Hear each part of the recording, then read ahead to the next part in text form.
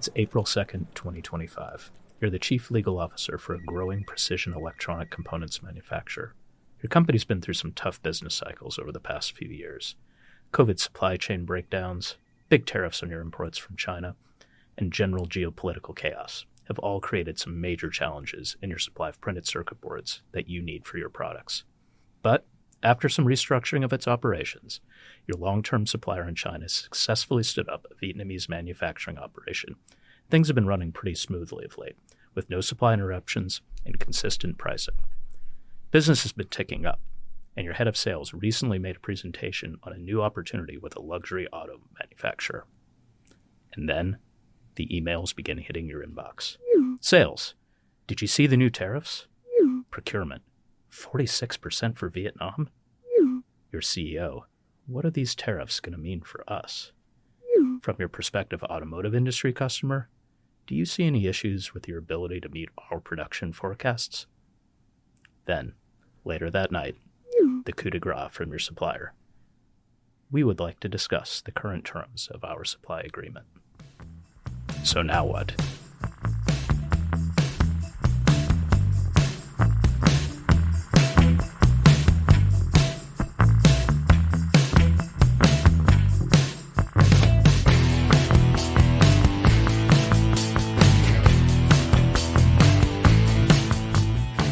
Welcome to Never Tariffied, where we'll talk international trade risks, how to deal with those risks in your commercial agreements, and what to do if things go wrong anyway. I'm Tatiana Sainati, a partner in Wiley's Global Disputes practice. And I'm Matt Lapin, special counsel in our international trade practice. So Matt, I think you guys have been pretty busy recently because of some policy shifts or changes in terms of how we're approaching our trade agreements and how we're thinking about free trade more generally. What's going on?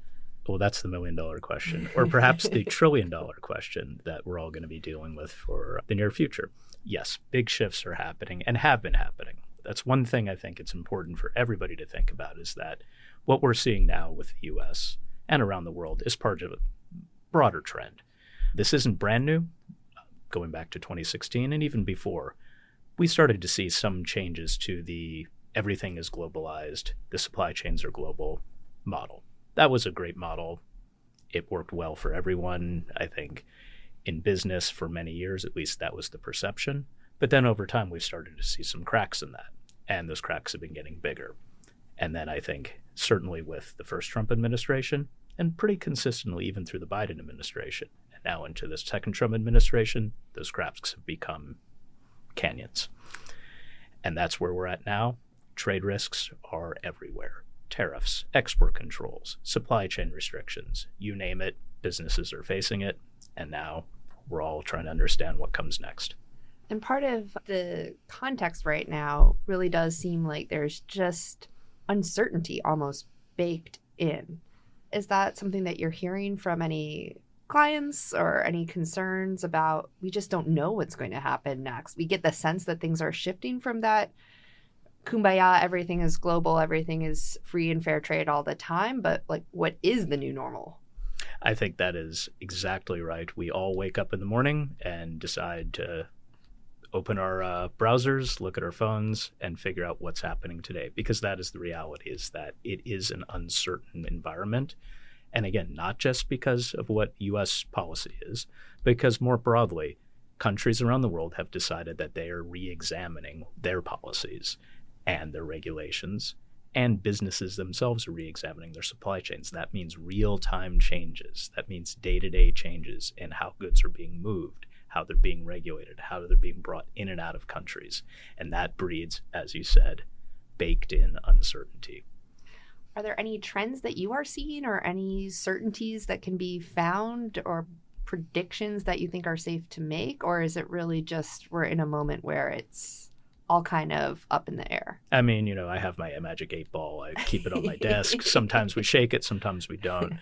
But if we're not using the magic 8-ball and we're trying to identify actual trends, and I hesitate to call them predictions, but, forecasts for what we might see, I think What we definitely do see is more regional trading blocks, meaning we're seeing more regional, whether bilateral even, as the U.S. is definitely trying to negotiate lots of different bilateral trade deals with individual countries.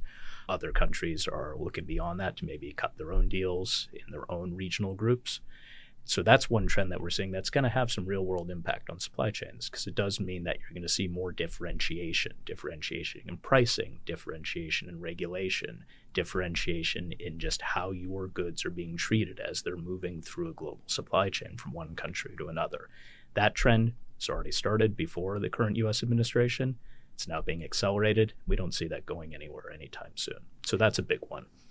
Interesting. And so that sounds like for our hypothetical in-house counsel that you introduced in the monologue at the very beginning of our episode, part of his or her job now involves just staying on top of a lot more information than it used to. Yeah, it's a different job than you probably had a few years ago, certainly back when I was in-house counsel, 10 years ago. Now it's not just digesting the latest information from your internal team who's telling you things about the sales forecast, talking about supply agreements, but it's now understanding it in the context of geopolitical risk, understanding it in the context of changing regulations every day, every week, etc. And what that means is, for that job day to day, it means being able to, one, digest all that information, but two, and this is what we're going to spend some time talking about, is break that down into what the real risks for your business are, because they're going to be different for different industries, different supply chains, depending on what countries they move through, and ultimately for what your risk tolerance is. So that's going to be a big new chunk of work for a lot of legal officers, executives, and just line folks working in a business that they previously didn't have to spend that much time on. It seems like right now, a lot of what is happening in various companies, organizations, policy arenas is just trying to wrap our collective arms around the situation and what this new normal is, where it is heading, what tariffs are here to stay, what countries are going to be safe ones to include in our supply chain, which tariffs are just negotiating tools, which countries are going to be kicked back out of a supply chain.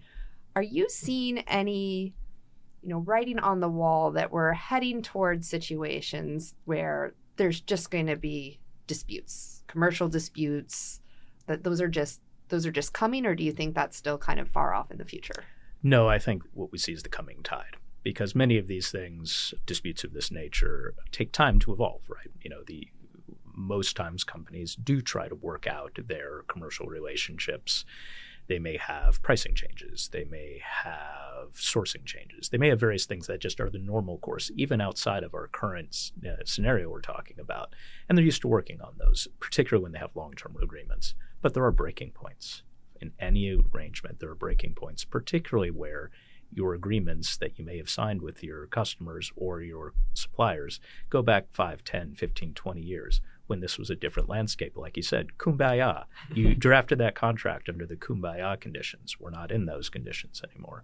So what we are seeing is this slow move and this slow moving tide of more disputes that are at least being raised, attempts to work them out. But as these tariffs, as these export controls, as these import restrictions, as these various regulations and policies become more firmed up, because we're still in this little bit of age of figuring it out, then those are going to become set. And as those become set, the disputes then become more likely to not be able to be worked out. So that's what we are starting to see. And we are starting to see it in certain sectors, obviously the sectors that have been hit hardest, fastest, and certain supply chains, China, Southeast Asia is good examples, where you are starting to see these disputes become real more quickly versus things that can be worked out. What are some of the sectors that you are seeing are hardest hit? Are they all the ones we'd imagine, or are there any that are somewhat surprising? I think some of the ones that have been more surprising have been ones where it's multiple layers downstream. So for instance, like in the electronics sector, it's not a surprise that given the relationships now that have become very challenging with the major electronics, supply chain of the world, which is China and Southeast Asia. But what we often have forgotten, I think we're all getting our arms around now, is there's chips in everything. There are electronics in everything. And as you move 1, 2, 3, 4, 5 layers down the chain, Things from bowling alleys to sporting goods to washing machines to obviously your phones and computers, they all contain those chips. And you're starting to see disputes, issues among suppliers, customers, and ultimately downstream end users starting to pop up in areas that you wouldn't have expected because a sector such as chips has become so important and targeted that it's impacted this much broader set of companies than I think any of us would have thought about or anticipated 5 years ago. That's really interesting. Now, we're calling our podcast Never Tariffied, which, if I may say so, is a very clever name. Oh, we love our puns, and we're going to ride them into the ground if we have to. Yes, we absolutely are. If we have to, we should. And we will. But this isn't just about tariffs, right? Like, there's a lot more regulatory uncertainty and just global uncertainty. Can you talk a little bit about some of those things beyond tariffs? Absolutely. Tariffs are obviously the word of the day, the word of the month, the word of the administration. But as we all know, if we're working in this space, and really if you talk to anybody who works in international business, as I said, this has been a slow-moving change to the way the international environment worked, 10, 20 years ago, where national security is economic security. That's one of the other buzzwords you hear. And what that oftentimes means is that regulations that were not previously used for national security, economic security purposes, or were pretty well confined again to certain industries, such as I mentioned export controls, import restrictions on certain types of technology, have now blown up into much larger regulatory spaces, touching way more industries, and being used in ways that I think previously folks in the legal profession and folks in business just hadn't really experienced. So now you're seeing this whole suite of measures, tariffs, export controls, sanctions, technology restrictions across the board being used together. Now, the U.S. is certainly, I think, leading the charge in many of these areas, but other jurisdictions, particularly large, influential jurisdictions, whether it's China, the EU, are also looking at similar policy choices because, again, they're viewing their economic policy as part of their national security policy. And that opens it up to a whole new set of regulations, a whole new set of risks that I think businesses, again, have not thought about or had to think about as broadly as they do now, which now, of course, brings us to why we're here. Exactly. Well, and yet another reminder that for our in-house friends, this is not just about keeping an eye on or your finger on the pulse of multiple different negotiations and restructurings of relationships in terms of bilateral, multilateral treaties and trade agreements and all of that good stuff, but also on the pulse of all different industries and sectors that may not initially have seemed like ones that you needed to stay abreast of what's going on with those areas. I'm curious, we talked a little bit about chips, for example, and the downstream effect that something like a chip can have on all of these industries, even layers kind of down the supply chain.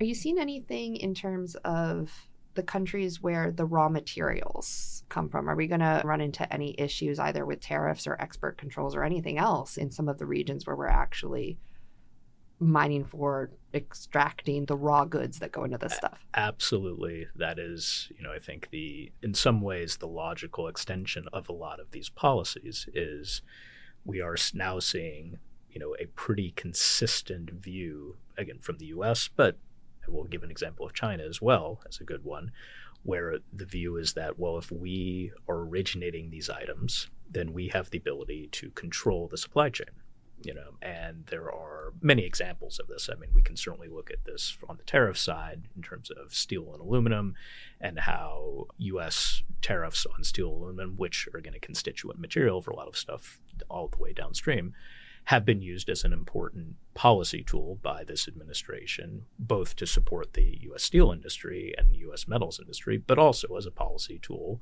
for, I would say, some trade leverage, over countries that are consumers of them. So that there's certainly that example.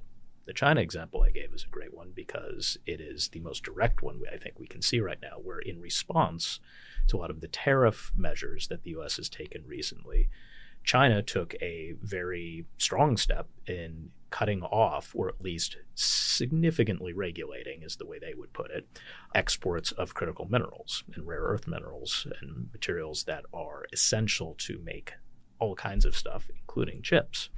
And those are both examples of, very upfront efforts to regulate supply of, essentially raw materials, constituent materials. But there are others. The U.S. has also taken a very strong stance on forced labor recently, along with a lot of other countries in the last few years. Part of that has been looking all the way down into supply chains to constituent materials like silica, like cotton, that have been viewed as potential sources or vectors of forced labor. Well, that now impacts the ability to import those goods, even if you're going 5-6 layers down the chain of transformation into a shirt or into a solar wafer that is being imported. The import of that good is now going to be restricted potentially because of the involvement of forced labor downstream. So again, another example of how those materials, all the way down to the picking of cotton, to the mining of ore, to pulling other materials out of the earth, those all potentially have the ability to impact your supply chain and therefore create new risks. Well, one thing is clear. This is a period of unprecedented change and uncertainty. And it's helpful in periods of unprecedented change and uncertainty to feel a sense or an ability to be in control to control as much as you possibly can. And so I want to foreshadow maybe a little bit what we'll be discussing in future episodes of this podcast. But Matt, do you think it's right that our clients don't need to be terrified, that there are ways through? Exactly. And see, I knew the pun would work its way back around. Exactly. Never terrified, because there are ways to manage your risk, right? That's what we're always preaching to our clients, right? This is part of the job, but this is also part of the risk calculus that I think businesses are used to taking every day, and that they're looking at what their risks are for their industry sector, for their business, and for their specific supply chains. And the way they manage that very often is through the agreements themselves, and then also how they then manage the relationships through those agreements. So this is not a new concept for businesses. And again, I think in every industry, there are certain benchmarks for how they tend to structure agreements, how they tend to structure their customer relationships, their supplier relationships. So that's all something that they have a good baseline for. And we would definitely, I think, regularly talk to our clients where they have a good starting point. So it's not a question of creating things from whole cloth and say, we don't know how to manage any of this. That does happen every now and then, in which case we offer them as much help as we can. But oftentimes it's a question of looking at what you've got, assessing where you're at in terms of your, that kumbaya era contract that you signed with a supplier or, a customer, and then gauging it against the risks that are specific to your industry, to your supply chain, to where you operate, to the geopolitics, whatever it may be that's impacting your supply chain, your customer relationship, and then truing this up. What does your contract look like versus what it maybe could look like if it was addressing risks A, B, C, D? So assuming you've done that, Matt, what comes next? So assuming we've done the work, either you've done the work or we've helped you do the work of identifying what those risks that are real for your business are, and that you've either addressed in part or in full, what are the gaps, right? And if we've got those gaps, we've identified them, what comes next?